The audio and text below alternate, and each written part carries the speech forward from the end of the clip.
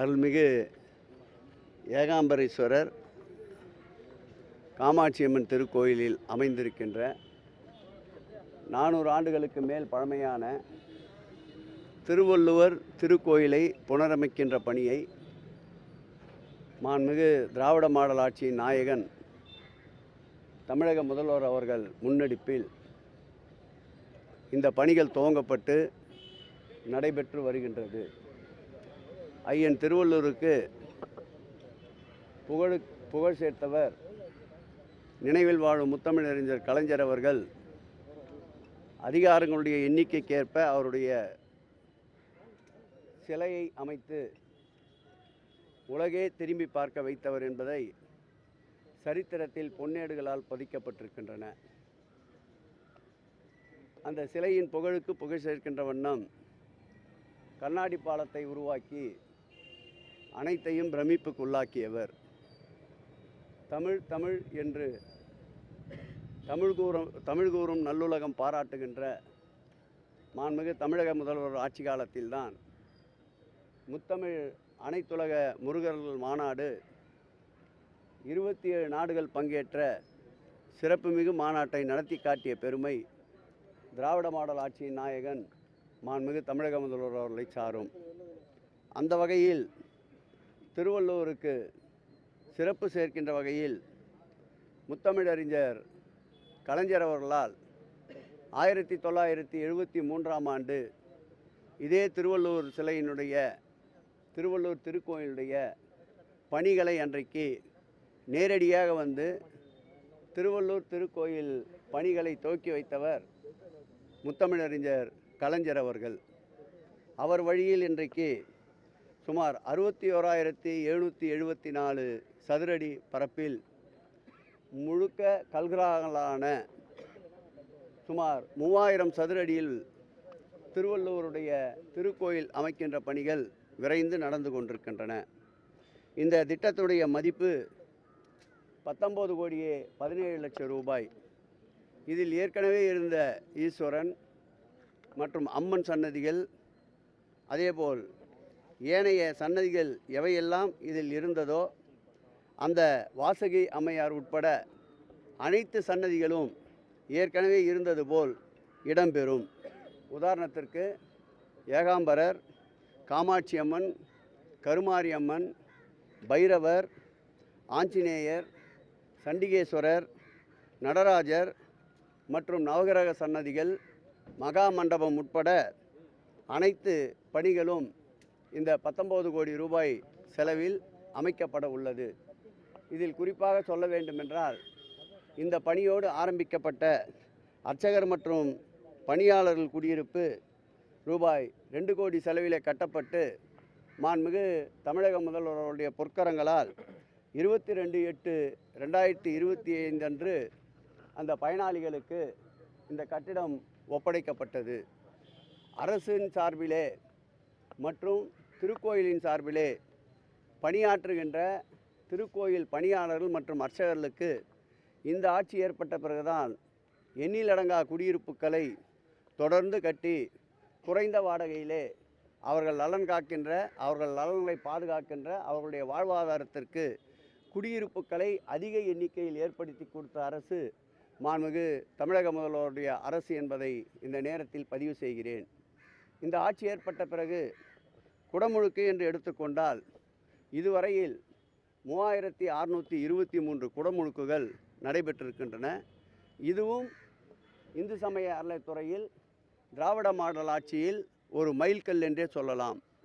இந்த மாதத்தில் கூட 11ஆம் தேதி மற்றும் 14ஆம் தேதி ஆகிய 2 தினங்களில் பார்த்தால் 11ஆம் தேதி 41 திருக்கோயில்களுக்கும் 14ஆம் தேதி 24 திருக்கோயில்களுக்கும் குடமுழுக்கு நடைபெற இருக்கின்றது.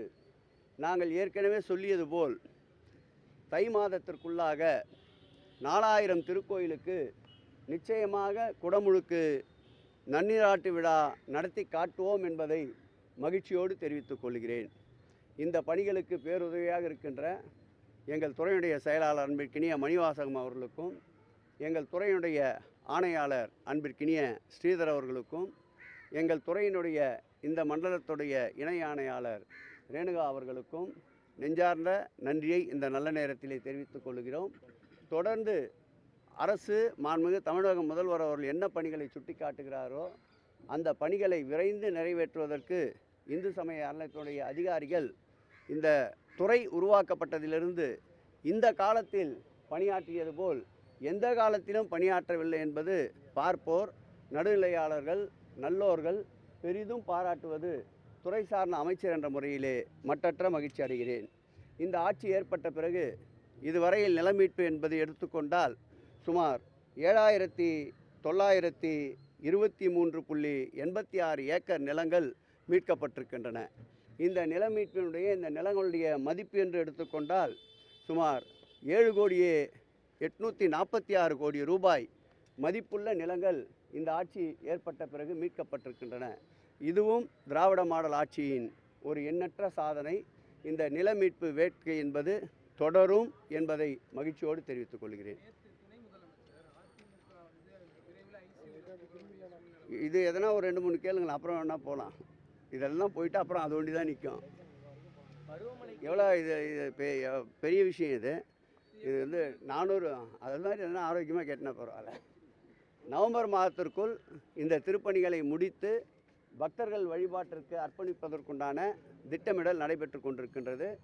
இந்த பணிகளை மேற்கொண்டு பணியாற்றுகின்ற சபதியும் முழு வெற்றியோடு உண்மையான மனதான அர்ப்பணிப்போடு இந்த பணிகளை நல்ல முறையிலே செய்வதால் நவம்பர் மாதத்தில் நிச்சயமாக இதற்கு குடமுழுக்கு நடக்கும் என்று உறுதியளிக்கின்றேன். இந்த மாதம் இனி இருக்கின்ற காலங்களில் 11ஆம் தேதி 14ஆம் தேதி எடுத்துக்கொண்டால் ஒரு 41 கோயில்களுக்கு 11ஆம் தேதியும் அதேபோல் 14ஆம் தேதி 24 கோயில்களுக்கும் நடைபெறுகின்றது. கிட்டத்தட்ட 3700 தொடும் என்ற நிலையில் இருக்கின்றது. பருவமழைக்கு இன்னும் குறைவான மாதங்களே இருக்கிறது. வடசென்னையில் பட்டாளம் உள்ளிட்ட ஒரு சில பகுதிகளில் இன்னுமே தண்ணி நிற்கக்கூடிய ஒரு சூழல் நம்ம பார்க்க முடியுது. எந்த அளவுக்கு தயாராக இருக்கும் அந்த பருவமழை எதிர்கொள்வதற்கு அரசு சார்பாக? நண்பர் நல்ல ஒரு நிருபர், நல்ல கேள்விகளை கேட்கக்கூடியவர். அந்த மழை தண்ணீர் நிற்கக்கூடாது என்பதற்காகத்தான் இந்த ஆஞ்சநேயர் கோயில் பக்கத்தில் 3 தனித்தனியாக 120 HP கொண்ட மோட்டார் திறனளவு கொண்ட மோட்டரை தற்காலிகமாக நிறுவியிருக்கின்றோம். அந்த டிமலஸ் ரோடு முழுவதுமாக மழைநீர் கால்வாய் பணி நடந்து கொண்டிருக்கின்றது. போக்குவரத்தை கூட மாற்றம் செய்துவிட்டு அந்த பணிகளை துரிதப்படுத்தியிருக்கின்றோம். நேற்றைக்கு கூட நானும் மேயரும் அந்த தொகுதியுடைய சட்டமன்ற உறுப்பினரும் மாநகராட்சியுடைய ஆணையாளரும் அதேபோல் பணிகள் டிசி சிவா அவர்களும் ஒருங்கிணைந்து ஆய்வினை மேற்கொண்டோம். அது சம்பந்தமான பணிகளுடைய முன்னேற்றத்தை விரைந்து செயல்படுத்த சொல்லியிருக்கின்றோம். இந்த மாத இறுதிக்குள் எவ்வளவு நிறைவாக பணிகளை நிறைவேற்ற முடியுமோ பணியாளர்களுடைய ஷிஃப்ட்டுகளை அதிகப்படுத்த சொல்லியிருக்கின்றோம். பகல் நேரத்தில் மாத்திரமல்லாமல் 2 ஷிஃப்ட்டுகளாக ஆக்கி இரவு நேரத்திலும் பணியாற்ற பணித்திருக்கின்றோம். இந்த மழைக்குள்ளாக அந்த பணியை முடிக்கின்ற ஒரு வேகத்தை எடுத்துக்கொண்டிருக்கின்றோம். அந்த பணி நிறைவு பெற்றால் நிச்சயமாகவே அந்த பகுதியில் தேங்குகின்ற தண்ணீருக்கு ஒரு பெரிய ரிலீஃபாக இருக்கும். எடப்பாடி பழனிசாமி அவர்கள் வந்து மதுரை பாவம் அவர் சும்மா கேட்டுனே இருக்கிறீங்க. மதுரையில் வந்து முத்துராமலிங்க தேவருடைய பேர் வைக்கணும் ஏர்போர்ட்டுன்னு சொல்லியிருக்காரு. ஏற்கனவே முத்துராமலிங்க தேவரை போற்றுகின்ற ஆட்சி இது, புகழ்கின்ற ஆட்சி. நிச்சயமாக எதிலெல்லாம் வாய்ப்புகள் இருக்கின்றதோ அவர் சிறப்புக்கு சிறப்பு சேர்க்க என்னாலும் எங்களுடைய முதலமைச்சர் தவற மாட்டார். எம்மதமும் சம்மதமே எல்லோருக்கும் எல்லாம் என்ற கொள்கையின் அடிப்படையில் ஆட்சியை சோற்றுபவர். நிச்சயமாக அதற்குண்டான முக்கியத்துவத்தை முத்துராமலிங்க தேவனுடைய புகழுக்கு புகழ் சேர்ப்பார். 2026 தேர்தலில் 210 தொகுதிகளுக்கு மேலே அதிமுக ஜெயிக்கணும். சட்டமன்ற தேர்தலில் திமுகவுக்கும் அதிமுகவுக்கும் தான் போட்டின்னு எடப்பாடி சொல்லியிருக்காரு. இதை நீங்கள் எப்படி பார்க்குறீங்க? எந்த அரசியல் கட்சியாவது நாங்கள் இந்த தேர்தலில் தோல்வியடையோம் என்று சொல்லுவார்களா? சொல்லுங்கள். அவர் கம்மியாக சொல்லிவிட்டார். 234 என்று சொல்லியிருக்க வேண்டும். பாவம் 210 நிறுத்தி கொண்டிருக்கின்றார். இந்த ஆட்சியை பொறுத்தளவில் இது மக்கள் விரும்புகின்ற ஆட்சி. தொடர்ந்து இந்த ஆட்சியின் மீது வசைப்பாடி கொண்டிருந்த அண்ணாமலை கூட நேற்றைக்கு இந்த ஆட்சி மக்கள் தளத்திலே வலுவாக நின்று கொண்டிருக்கின்றது. இந்த ஆட்சி, இந்த கூட்டணி கட்டமைப்பு வலுவாக இருக்கிறது என்று சொல்லியிருக்கின்றார். அதிலிருந்து எங்களுடைய முதலமைச்சருடைய நிர்வாகத்திறனும் எதிர்கட்சிகளை தோழமை கட்சிகளை நடத்துகின்ற விதமும் குறிப்பாக தோழமை கட்சிகளை அரவணைக்கின்ற விதத்தால் இன்றைய தமிழக அரசியல் களத்தில் ஜாம்பவான்கள் என்று கருதப்படுகின்ற நாட்டையே ஆண்டு கொண்டிருக்கின்ற கட்சிகளை கூட அதிர வைத்திருக்கின்றார். கட்சிச்சில்ல எதிரான கட்சி திருப்பியா போச்சுல்ல எப்போ அதிமுக விரைவில் ஐசியூல தான் ஆம்புலன்ஸ்ல தான் ஏற்றணும்னு உதயநிதி பேசியிருந்தாரு. அதுக்கு எடப்பாடி வந்து நாங்க பேசினா இன்னும் அசிங்கமா போயிடும், நாங்க கை தூக்குனா கை ஆடுறது இல்லை அப்படின்ற ஒரு மாதிரி பேசி சரி நான்